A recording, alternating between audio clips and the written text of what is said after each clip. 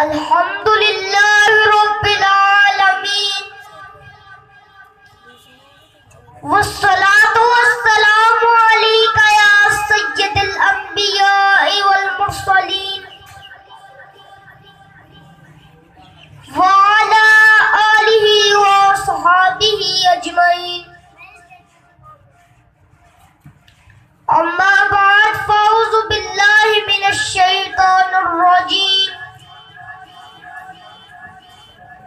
بسم اللہ الرحمن الرحیم ورفعنا لك ذکرک صدق اللہ العظیم قال اللہ تبارک و تعالی فی شان حبیبہ ان اللہ وملائکتہ یصلون علی النبی یا ایہا الذین آمنوا صلوا علیہ وسلموا تسلیما. مل کر پڑھیے. الصلاۃ والسلام علیکہ یا سیدی یا رسول اللہ وعلی آلکہ وصحابکہ یا سیدی یا حبیب اللہ.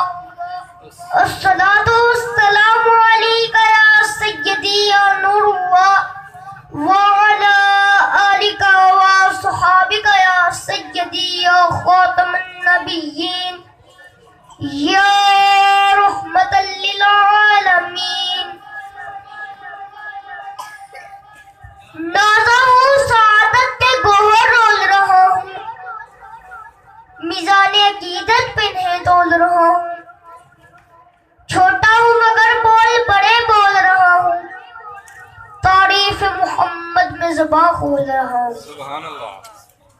سامن محتشم کوئی ایک شخص کیا ساری کائنات کی ساری زبانیں اگر سید الانبیاء کی مدحت و ستائش میں مصروف ہو جائے تب بھی آپ کی تعریف کا حق ادا نہیں ہو سکتا.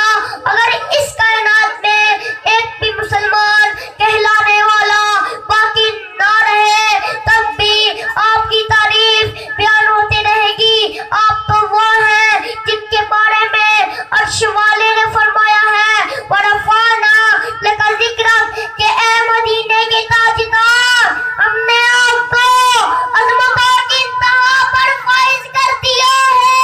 سبحان اللہ. امام بغوی رحمۃ اللہ علیہ اس آیت کی تفسیر میں لکھتے ہیں کہ جب یہ آیت مبارکہ نازل ہوئی تو حضرت اکرم صلی اللہ علیہ وسلم نے جبرائیل سے پوچھا اے جبرائیل ذرا بتا تو صحیح وہ بلندیاں کیا ہیں جن سے میرے ذکر کو ہمکنار کیا گیا ہے. تو جبرائیل علیہ السلام نے کہا کہ عرش والے نے فرمایا ہے اذا ذکرت ذکرتا معیا کہ جب جب میرا ذکر ہوگا تب تب تیرا ذکر ہوگا. سبحان اللہ.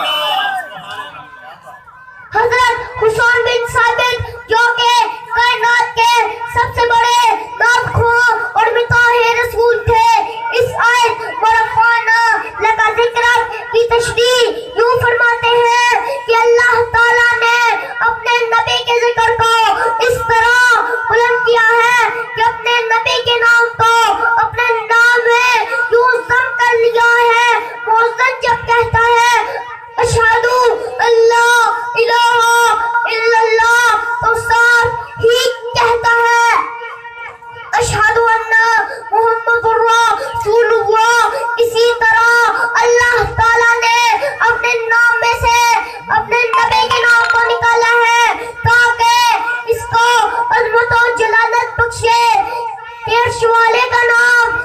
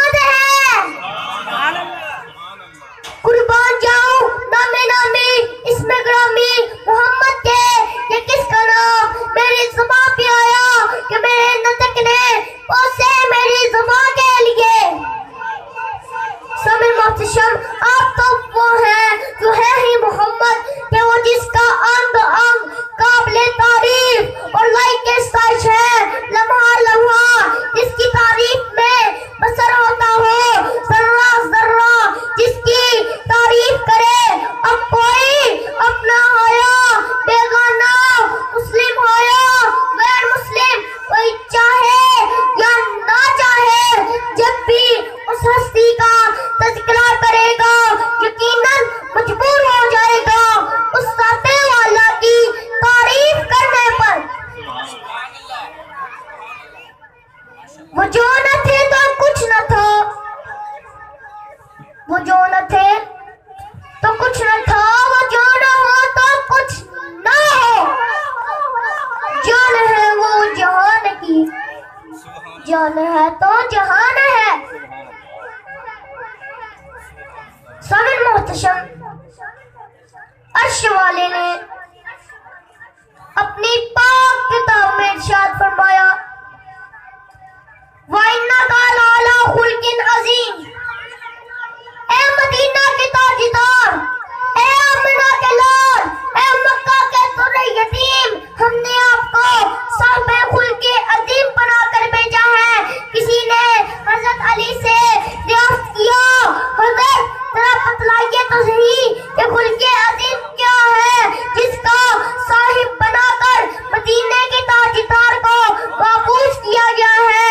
تو حضرت علی نے فرمایا میں تیرے سوال کا جواب بعد میں دوں گا، پہلے تو یہ بتا کہ تو اس دنیا کے بارے میں کچھ کہہ سکتا ہے؟ اس نے کہا حضرت میں کیا کوئی بڑے سے بڑا انسان اس کی اونچ نیچ کو بیان نہیں کر سکتا؟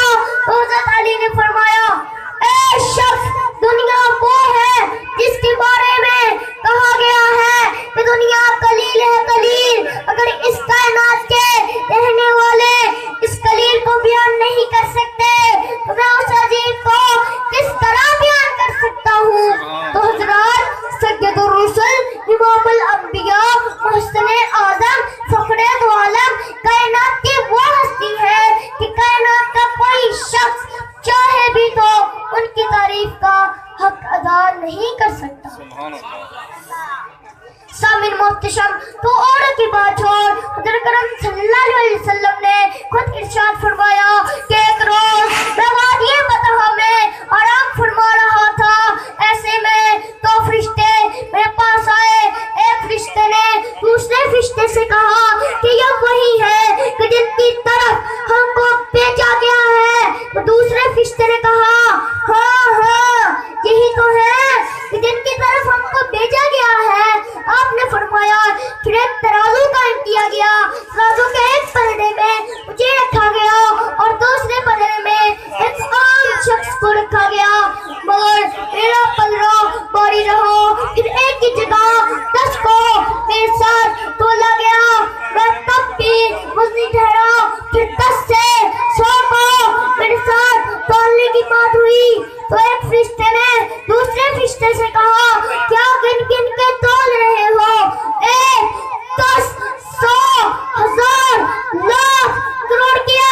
اگر ایک پلڑے میں دنیا کے سارے مدبر مفکر ریفارمر مجتہد امام پیر فقیر صاحبانے جمال کمال غرض ساری دنیا والے ڈال دیے جائیں اور دوسری طرف اکیلے آمنہ کے لال ہاں ساری دنیا والے مل کر بھی اکیلے مدینے والے کا مقابلہ نہیں کر سکتے۔ نعرہ تکبیر، نعرہ رسالت، نعرہ حیدری، نعرہ غوثیہ، چمن چمن کلی کلی، چمن چمن کلی کلی، وآخر دعوانا الحمدللہ رب العالمین۔